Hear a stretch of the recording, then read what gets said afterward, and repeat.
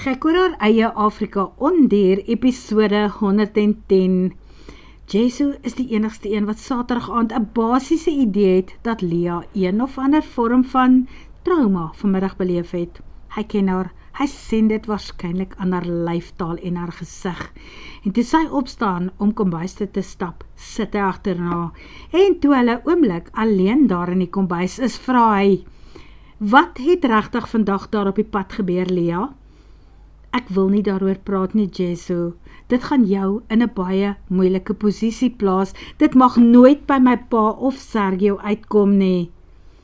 "Wel, het iemand jou agtervolg? Wou iemand jou van die pad afdruk? Want dit is nie normaal vir jou om sommer so van die pad af te beland en iewers in 'n ding vas te sit nie." "Wel, as ek erken dat dit so is, dan gaan jy waarskynlik ook besluit, soos die meeste manne wat ek ken, dat dit onwys is vir 'n vrou om alleen hier rond te ry. En Jesu, ek kan nie en wil nie my onafhanklikheid inboet nie. Ekskuus dat ek die voorbeeld gebruik, maar ek wil nie soos Anna en Maria altyd deur 'n man rondgery word nie. Ek moet op my eie ook kan ry en beweeg." "Ek verstaan dit," sug hy. "Nou los dit dan liewer, moenie verder uitvra nie." "Oh, Lia, behalwe natuurlik het Groenie ook nie die grootste kar op die pad is nie. Is hy?" Hou hy aan met karring aan haar. "Maar is ek reg as ek dink dat dit nie sommer enige iemand was wat jou gejaag het nie, dat die persoon of persone wat jou van die pad afgedruk het waarskynlik iemand is waarvan ek glad nie hou nie, en dat hulle sy opdrag te probeer uitvoer het as hy self nie in die bakkie was nie. Iemand soos Ralph Jameson." Vir 'n oomblik kyk Lia verbaas na hom. Slaan hy nou so waar die spyker amper op sy kop? "Wel, ek is self nie heeltemal seker nie, Jesu, maar dit het nogal so geklink." "En hoe het jy toe uit die kloue van die manne ontsnap nadat jy vasgeval het? Surely het die verpestings jou toe te voet agterna gesit of probeer om uit die kar te trek." "Wel, dan moet ek seker nou maar met die hele sak patats vorendag kom, aangesien jy reeds die helfte geraai het. Ek het nog so gehardloop, toe verskyn die zombie-leeuman voor my, en die ouens wat my agtervolg, skrik hulle self sopnat. Hulle hardloop toe terug om die Ford, waarmee hulle gery het, wat ook in die sand vasgeval het, te gaan uitgrawe, en toe jaag hulle met hom weg. Maar voordat hulle in die ding geklim het, kon ek hoor hoe hulle besluit het, dat die monster, of die zombieman, my doodgebyt en opgevreet het. Gelukkig jy. Want toe is daar iemand om jou te help, om die kar uit te kry, nee. Want toe vra jy seker vir die zombie-leeuman, om jou te help om vir Groenie uit te grawe. Jee, Jesu Boeta, jy is so slim. Daar moes eintlik 2 van jou gewees het. Lia, sussaatjie, nou weet ek, dat jy nooit vir my die waarheid oor vandag gaan vertel nie. Helaas, Jesu, dit is presies wat gebeur het. Jy hoef het nie te glo nie. Jesu kyk lank na haar, en toe sien sy hoe die rad werk in sy kop begin beweeg. Hy dink, hy oorweeg, en hy besluit. Ok, as jy so sê, dan moet ek jou seker maar glo, en gaan jy saak maak by die polisie? Jy behoort eintlik 'n interdik teen Ralph te kry. Dit is die 2de keer dat hy jou probeer skade aandoen. Nee, Jesu, ons het reeds 'n interdik teen hom. En ek wil regtig ook nie dat my pa en Sergio hiervan moet hoor nie. So ek gaan niks daaraan doen nie. Ek voel reeds soos 'n prinses wat in 'n glaskas opgepas word. As hulle my ook nog wil toesluit hier op die plaas, omdat hulle dink dat dit vir my eie veiligheid en beswil sal wees, dan glip ek een of ander tyd en gaan woon in die bosse.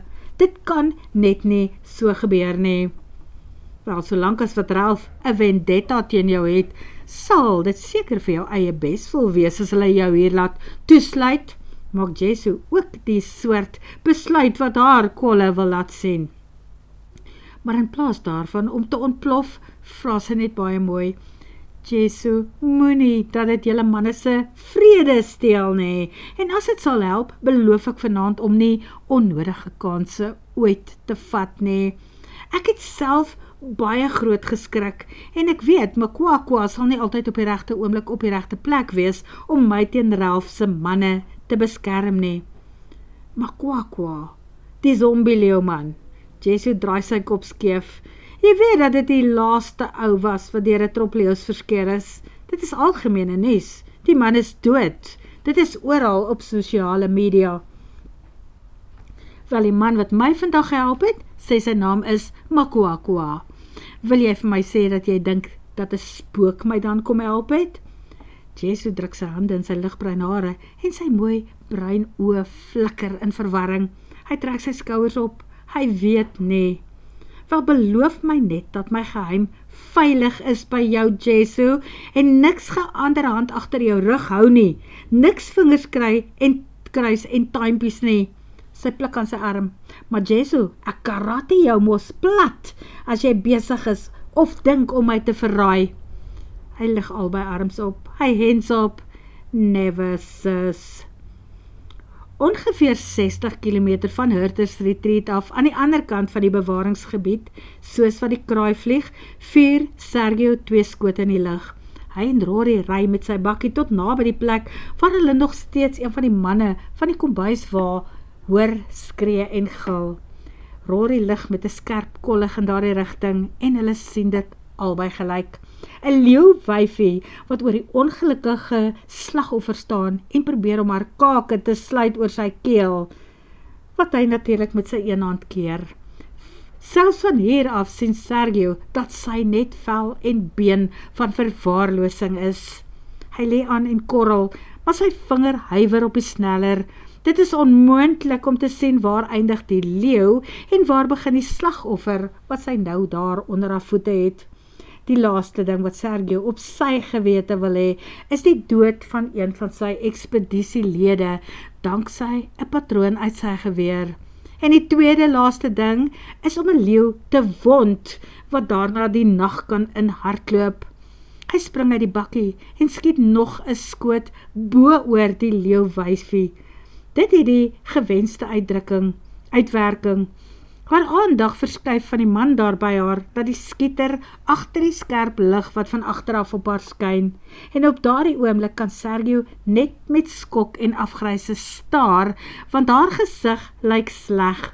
Daar waar haar linker oog moet wees, is 'n ontsettende, smetterige, donker kol, 'n wond. Iewers op haar sy is nog 'n donker kol. Sy self was ook een of ander tyd aan die verkeerde kant van die onverantwoordelike jagter met die ligte geweer. Die rede waarskynlik hoekom sy haarself nou toespits op die jag van makliker prooi. Dit is dalk nie haar eerste een nie, in hierdie geval 'n slapende mens. Maar dat sy in staat was om 'n volgroeide man in haar swak, vermaarde toestand van die tente en vere af te kon wegsleep, is 'n ander wonderwerk. Die groter wonderwerk is dat die slagoffer onthou het om sy arm in die dier se keel te druk, toe sy gekom het vir sy keel, en dit is die enigste rede hoekom hy nog aan die lewe is. Sergio huiwer nie 'n oomblik langer nie. Hy stap na kant toe en toe korrel hy sy keer en trek hy sneller. Die 3008 patroon uit sy model 80 maskryf doen sy werk. Hy wag nog dat die wyfie die lig moet inklim en kap voordat sy hom storm, maar sy suig net daar in mekaar langs die beseerde man. Hulle verwag geen hulp uit die kamp nie. Die mense daar is vreesbevange. Die klomp staan in bondels bo op die dakke en kappe van die voertuie en lig met flitse van daar af. Nou wonder ek waar die ander wyfie is wat saam met die twee gesien is. Hopelik is sy ongeskonde en al die hele end weg van hier af, praat Sergio terwyl hy en Rory die man nou agter op sy bakkie laai. Terug in die kamp laai hulle hom oor in die Hyundai, waar hulle na die skade aan sy lyf kan kyk onder beter ligte op die ondersoektafel. Daar is diep tandmerke in sy been, enkel en voete en die arm wat hy in die leeu se bek gedruk het om sy nek en slagare te beskerm. Terwyl Rory hom inspuit, begin Sergio om die wonde skoon te maak. Leeuwonde raak baie gou septies en pikswart. Hy trek die man se hemp uit, al is dit duidelik dat die wyfie nog nie by sy lyf uitgekom het nie. Toe sny hy die demmen weg om te sien hoe hoog die tandmerke gegaan het. 'n Langbroek wat baie van die impak geabsorbeer het en nou tot rafels op plekke geskeur is. Die man se gekerm raak stil wanneer die verdowing begin instop. Hulle ondersoek saam, werk saam aan hom en uiteindelik staan hulle terug. Toe wonder hulle oor die volgende stap en hoe om dit te implementeer, want verseker moet hulle die pasiënt by hospitaal kry. Sergio draai om en bekyk die roete op die kaart wat agter hom opgeplak is. Hy het opgehou tel hoeveel keer hulle hierdie roete al gedoen het, en hy weet dat daar al soort van 'n pad is wat hulle op die laaste skof om die bewaringsgebied kan neem. Maar dit is nie wenslik om dit in die middel van die nag te doen nie. Om te draai is ook nie 'n oplossing nie. Die beste sal wees om vorentoe te beer. Môreoggend met eerste lig. Nie in die donker nie, asseblief nie, bevestig Rory ook. Ons moet wag vir sonsopkoms. Pedro is nou stabiel en hy sal vir 'n paar uur slaap as gevolg van die middel wat ek hom ingespuit het. Ons wag liewer vir ligdag. Jy weet self hoe dikwels is daar klippe en gate, soms bome en takke wat uit die pad geneem moet word. Sergio is dankbaar dat Rory en die res van die span ook daarmee saamstem. Daar is selfs 'n paar van hulle wat nog stomp op die vuur gaan pak en terugklim in hulle slaapsakke. Met 'n bietjie geluk slaap party van hulle weer. Sergio weet egter dat hy nie vanaand maklike oog gaan toemaak nie. Hy stap na sy bakkie en sit sy koplamp in posisie. Daarna sit hy sy Switserse mes en selfoon in sy sak. Wat maak jy? Waarheen gaan jy? Vra Rory. Ek wil gaan kyk hoekom. 'n Paar foto's neem van hoe die wyfie lyk, probeer agterkom of dit dieselfde geweer of pistool is wat die man haar ook so aanhoudend gewond het, en ek wil dit in 'n verslag aan die Franse stuur. Ek wil dit ook op sosiale media sit met foto's, want ek wil weet wie hiervoor verantwoordelik was. Net iewers is daar dalk iemand wat sy bek gaan staan en verbypraat en spog met sy wandade. Wel, dan gaan ek saam met jou seker maak dat jy veilig is. Rory gaan al sy eie kollig en net vir die wis en onwis, en vir ingeval bring hy die pylgeweer saam. Maar Sergio sê vir hom, sit neer, en toe sit hy die masgryf in die man se hande. Terwyl hy nou dapper wil wees, laat hom dan wag staan. Hulle eerste waarneming is dat die wyfie waarskynlik kleintjies gehad het. Haar tepels is redelik opsigtelik, maar daar is geen melk meer in nie. Met sy selfoon neem hy foto's van die wyfie se wonde. Sy eie patroon is net agter die heubeen in waar die hart waarskynlik ontplof het as gevolg daarvan. Maar daar is 3 ander wonde ook op die wyfie se lyf. Die een wat haar oog gekos het, 'n skoot deur haar keel, wat haar slukdarm so beskadig het, dat sy waarskynlik nie kan eet meer nie, en die dik weefsel van haar bout. Dit is waar hy sny, om 'n loodpunt daaruit te haal. Hoe erg moes hierdie arme dier nie gelei het nie? Sy was honger, sy het 1 oog oor om mee te jag, maar sou sy gelukkig genoeg gewees het om 'n prooi te vang, sou sy verseker nie kon sluk en eet nie, as gevolg van die skade aan haar slukdarm. Aan die verkleuring van haar vleis raai Sergio dat sy op dieselfde dag as die maan haar onder die patrone deurgeloop het. Die mense wat die 3 leeu's gereeld gesien het, het geraai dat die 2 wyfies vooruitgeloop het, terug na die oorgrenspark toe. Een is miskien terug na veiligheid toe, maar die tweede een het teruggeval en ver agtergeraak. En toe kom sy nou hier aan. En terwyl Sergio oorent kom, is daar onverwags 'n geskarrel in die gras daar naby hulle. Rory ruk die geweer op. Sergio draai sy kop sodat die flitslig daarheen wys. Kan dit dalk een van haar kleintjies wees wat nog steeds leef en haar gevolg het? Maar nee, die lyf wat wegskarrel behoort aan 'n hyena, wat beteken dat die kleintjies wat sy gehad het waarskynlik ook al kos vir roof en aasdiere was. Dit is hoe die natuur werk, dit is hoe die veld skoon gehou word van verrottende vleis en karkasse. Self al is die dooie die groot baas, bo aan die voedselketting, 'n leeu soos hierdie. Iewers in die ooste is daar skielike lig, 'n weerligstraal, die eerste reën na die winter is op pad. Nog 'n bewys van die ewige kringloop van lewe en sterwe hier in die veld. Sal ons gaan kyk of ons ook so 'n uur of 2 se slaap kan inkry? Vra Sergio en Rory knik moeg en dankbaar. Selfs jong veeartse bereik die einde van hulle kragte op een of ander stadium, en daardie stadium is nou. Hulle stap terug en mik vir hulle neervalplek, maar Sergio steek vas. In die Hyundai aan sy kant lê een van hulle assistente, 'n oulike jong meisie.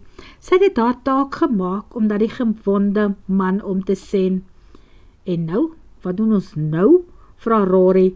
Nou gaan ek voor in my bakkie slaap, sitplek plat slaan, en jy kan op jou plek gaan slaap. Met jou lang lyf, Sergio, wil jy nie maar daar aan my kant gaan slaap nie? Sy lang lyf, dit is die enigste lyf wat hy het, verdomp man. Hy kan hom nie nou skielik inruil op 'n dwergiese nie. Daarom vat hy net die geweer by Rory en stap na sy bakkie toe. Hy slaan sy sitplek plat en word eers weer wakker toe die son reg in sy gesig skyn. Dit was nie baie ure se slaap nie, maar dit is genoeg om hom te oortuig om uit te klim en bene te rek. Hy is dankbaar vir 'n beker koffie wat een van die ander mense in sy hand kom sit, voordat hy later sy beker gebruik om water te tap, om tande mee te borsel en so 'n bietjie oë uit te spoel. Hy wil vir Lia 'n boodskap stuur, haar laat weet dat hulle planne ongelukkig verander het. Hy en Rory gaan die span en die maanaar by die hospitaal en Leeuplaas aflaai en eers daarna Bonsai toe ry met 'n pasiënt. Die haas waarmee die klomp rondom hom vandag kamp opslaan, laat hom dink aan die perd wat traag is om te hardloop weg van die stal af. Maar as hy kans kry om te draai, is dit oop ketels terug na die Lucerne toe. Uiteindelik begin hulle ry, heel voor ry Sergio in sy cruiser. Hy moet pad vind of maak in die rigting waarheen hulle moet gaan. Vandag het hy een van die jong manne by hom in die bakkie en 2 ander agterop. Manne wat gaan takke uit die pad trek, gate opvul en klippe wegrol. Rory volg in die Hyundai wat vandag ambulans is, want daar is 'n pasiënt in wat vasgeskroef is op die ondersoektafel daar. Die meisies ry agter Rory in sy bakkie. Gewoonlik kwetter en gesels hulle, maar vandag is die leeu die enigste een wat spraaksaam is in hierdie omgewing. Die leeu agter in die hok. Daarna volg die kostrokkie en Gil agter die ander bakkie van die sanctuary. Sy vrag is 'n onordelike bondel tente, slaapsakke en bagasie wat minder sorgsaam gepak is. Dit is ook die bakkie wat die laaste teken van mense moet verwyder. Waar hulle oppak, mag daar nie eens 'n papiertjie agterbly nie. Gewoonlik sal Sergio inspeksie hou en sy stem dik maak, as die plek nie presies gelaat is soos wat hulle dit gekry het nie. Vandag is daar nie tyd om kampkommandant te speel nie. Hy ry voor met sy selfoon in sy bakkie se laaier. Nie ver van die volgende en laaste stad waar hulle gisterand en vanaand sou gestaan het nie, wag die mense hom in. Hulle rapporteer dat een van hulle mense 2 nagte tevore verdwyn het. Hulle dink dit is daardie maanaarleeu wat ronddwaal wat die ou gevang het. Sergio beduie. Wel, hy's nou gevang. Ons neem hom weg uit die omgewing. Hy's in 'n hok op die bakkie agter die hospitaaltrok. Nee, maar dan soek hulle hom. Hulle wil die leeu self doodmaak, as nagedagtenis aan hulle geliefde en ten seerste gemiste makker. Jammer, maar dit gaan nie gebeur nie. Maar ek kom terug, ek beloof, ons sal praat. Sergio wil begin ry, maar toe trap hy eers weer rem en vra. Iemand hier rond skiet op die leeu's met 'n wapen wat hulle net seermaak en nie doodmaak nie. Weet julle van so 'n persoon? Die manne koukus onder mekaar en toe sê een van hulle, hy dink hy weet iets. Hulle het 'n week gelede 'n bakkie gesien wat hier verbygekom het. 2 manne wat nie van hier is nie, met 'n duiker agter op die bakkie. Hulle het die duiker geskiet met 'n revolver. Toe vertel hierdie mense vir hom dat hulle nie mag hier jag nie. En toe raak die 2 kwaai. Hulle sê hulle werk vir iemand en dat hulle 'n lys van die goed wat hulle vir hom moet skiet. Ken hulle die dier en ken hulle daai en weet hulle waar loop hulle. Onder andere die Itermago. O my genade, dit is 'n blik met wurms. Hier is 'n blik met wurms wat rondry en kwaad doen, besluit Sergio. Wat 'n bakkie praat ons van, wil hy ontsteld weet. Hulle ken nou nie juist bakkie nie, maar die bakkie was groot en hy's nie meer net nie en sy klere is wit. Een beduie, dit is dieselfde soort bakkie as waarop daardie leeu nou ry. 'n Ford bakkie. Is julle seker? Vra Sergio. Nee, hy seker, hy het gesien wat hy gesien het, sê die man. Wel, ons gaan nou eers verbyry, want ons het 'n beseerde man in die ambulans. Sergio praat mooi. Hy het lankal geleer, dit bevorder nie betrekking tussen bewarings en die mense van die gebied as jy jou meer met hulle verloor nie. Wanneer hulle die prosesie toelaat om weer te ry, loer Sergio op sy selfoon. Hy bel eers die hospitaal in Bonsai. Gelukkig is Paula nog daar. Sy gaan 7 uur vanoggend van diens af, maar sy sal reël dat 'n dokter vir Rory en die pasiënt inwag. Sergio se volgende oproep is na Lia toe. Sy stem dreig om te breek toe hy hare hoor, maar hy byt op sy tande en probeer om so normaal as moontlik te klink. Hy wil haar nie onnodig ontstel nie. Sy mag nooit weet hoe afhanklik sy welstand van haar geluk en vrede afhang nie. Hy sê net, die ekspedisie het 'n onverwagse wending geneem. Hy sal dalk eers 'n bietjie tyd daar by die sanctuary moet gaan deurbring, met 'n gewonde leeu wat hulle agterlangs die pad gekry het. Die is nou agter op een van die bakkies. Ai, liefste man, sê sy, wel ry net versigtig en maak so gou as wat jy kan, want ek kan nie meer wag dat jy moet huis toe kom nie. Ek ook nie, my engelpop. Glo my, ek ook nie, antwoord Sergio, word vervolg.